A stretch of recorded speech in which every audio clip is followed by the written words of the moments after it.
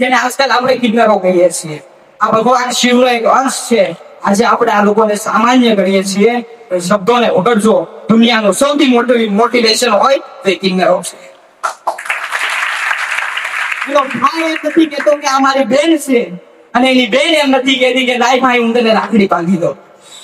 એના માએ એમ નથી કીધું કે આ મારો દીકરો છે કે આ મારી દીકરી છે, અને એના બાપે કોઈ દી એમ નથી કીધું કે આ મારો સંતાન છે.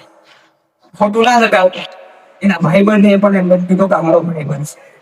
છતાં એ હસતા રહે છે, છતાં એ સાડી પહેરીને આપણે પૈસા આપીએ કે આપે આશીર્વાદ આપે છે. જીવનમાં જયારે સુસાઇડ નો વિચાર આવે ને તો ચોક્કસ આ વ્યક્તિને પકડશો.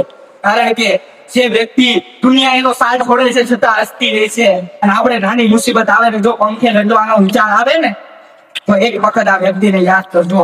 અને કોઈ વ્યક્તિના થવાથી જો જીવનમાં આપઘાતનો વિચાર આવે ને તો પણ આ વ્યક્તિને યાદ કરજો. જેનું કોઈ નથી છતાં હસતા રહે છે. આ દુનિયાનું સૌથી મોટામાં મોટું મોટિવેશન છે.